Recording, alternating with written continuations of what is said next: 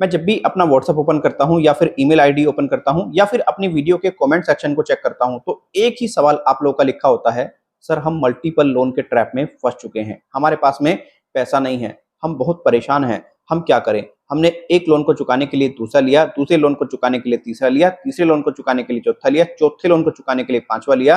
अब स्थिति ये है, जो बैंक है, एनबीएफसी है, अब वो हमें लोन नहीं दे रहे हैं, हम क्या करें?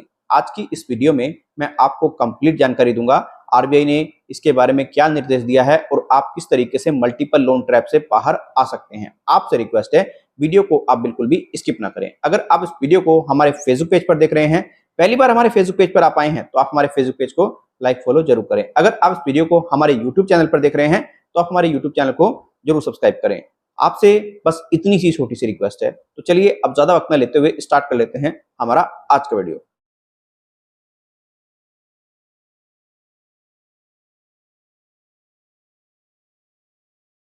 पहली चीज तो आपको मैं बता दूं, आरबीआई ने क्लियरली बैंक, एनबीएफसी और लोन ऐप को एक आदेश दे दिया है कि अब आप किसी भी व्यक्ति को लोन मत दो जिसके मल्टीपल लोन चल रहे हैं, एक से दो लोन चल रहे हैं, उसको लोन देना बंद कर दो। क्यों? क्योंकि व्यक्ति एक तरीके से लोन के ट्रैप में पड़ रहा है। अब जो है बैंक, एनबीएफसी आपको मल्टीपल लोन प्रोवाइड नहीं कराएंगे, तो इसकी वजह से आप मल्टीपल लोन ट्रैप में भी नहीं पड़ेंगे। अब अगर आप फंस चुके हो लोन ट्रैप में मल्टीपल, तो आप कैसे निकलें?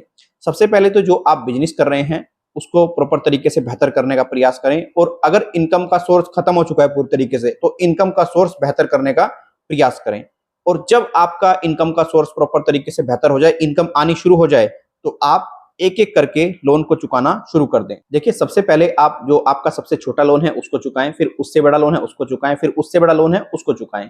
एक एक करके आप सभी लोन्स को क्लियर कर दें। लेकिन वो आप तभी कर पाएंगे जब आप अपने आप पर प्रॉपर ध्यान देंगे, अपने बिजनेस पर ध्यान देंगे, अपने बिजनेस को बेहतर करेंगे। अगर आप टेंशन में आ जाएंगे तो मैं आपको विश्वास दिलाता हूं, आप कभी भी इस ट्रैप से बाहर नहीं निकल पाएंगे। देखिए दोस्तों, आपको एक बात समझनी है, आप कोई चोर नहीं है, आप कोई फ्रॉड नहीं है, आप कोई क्रिमिनल नहीं है, आपके ऊपर किसी प्रकार की कोई भी कार्रवाई नहीं हो सकती जब तक आप एक जेन्युइन व्यक्ति बने रहेंगे, जब तक आपके पास में पैसा नहीं है। हाँ, जब आपके पास में पैसा है और आप जानबूझ करके पेमेंट नहीं करते हैं, तब आप क्रिमिनल की श्रेणी में आते हो, तब आपको विलफुल डिफॉल्टर की कैटेगरी में डाल दिया जाता है। अदरवाइज कोई भी दिक्कत परेशानी नहीं है। पैसा हो तो पे करो, और नहीं है तो बिल्कुल पे करने की जरूरत नहीं है। अपने ऊपर बिल्कुल भी स्ट्रेस नहीं लेना है। हाँ, एक चीज का स्ट्रेस लेना है, बिजनेस को बेहतर करने का, और आपको फालतू कुछ नहीं सोचना है, कोई दिक्कत नहीं होगी। बाकी जो भी मेरे पास में क्वेरीज आती हैं, कोई कहता है मैंने 50,000 का लोन लिया है, कोई कहता है मैंने 60,000 का लोन लिया, इवन मैंने देखा है 1 लाख से नीचे नीचे की आप लोग की क्वेरी है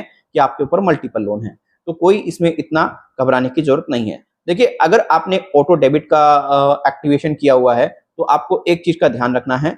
आपको 138 का कोई नोटिस आता है, चेक बाउंस का, ईसीएस बाउंस का कोई नोटिस आता है, उसको आपको बिल्कुल इग्नोर नहीं करना है। आर्बिट्रेशन का कोई नोटिस आता है, उसको आपको इग्नोर नहीं करना है।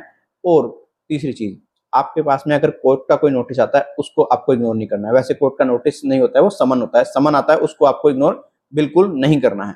ये 3 चीज आपको ध्यान रखनी है स्पेशली।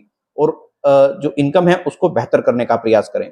बाकी सोशल मीडिया पर ऐसी आपको बहुत सारी वीडियोस मिलेंगी जिसमें आपको बताया जाएगा आप रिव्यू देकर के पैसा कमा सकते हैं, आप रेटिंग देकर के पैसा कमा सकते हैं, आप ऐड देख करके पैसा कमा सकते हैं। ऐसे फंसाने वाले व्यक्ति आपको बहुत मिलेंगे, आपको ऐसे व्यक्तियों से बच के रहना है। और मल्टीपल लोन लेने वालों के लिए मुझे तो लगता है कि आरबीआई ने एक तोहफा ही दे दिया है। अब आप बिल्कुल भी ट्रैप में नहीं फंसेंगे, क्योंकि एक लोन को चुकाने के लिए दूसरा लोन अब आपको मिलेगा ही नहीं। आरबीआई ने क्लियर भी बोल दिया है बैंक, एनबीएफसी को कि अगर किसी व्यक्ति का 750 सिविल स्कोर है तो उसको आप लोन दो, लेकिन तभी दो जब वो उसके पास में कोई लोन ऑलरेडी नहीं चल रहे हो। लेकिन अगर 750 से नीचे है तो किसी को लोन देने की जरूरत नहीं है।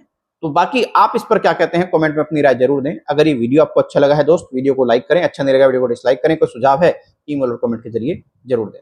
बाकी अगर आप हमसे पर्सनली बात करना चाहते हैं तो हमारा व्हाट्सएप नंबर आपको स्क्रीन पर नजर आ रहा होगा, आप हमें इस नंबर पर संपर्क कर सकते हैं। पर ध्यान रखें, सर्विसेज हमारी पेड है।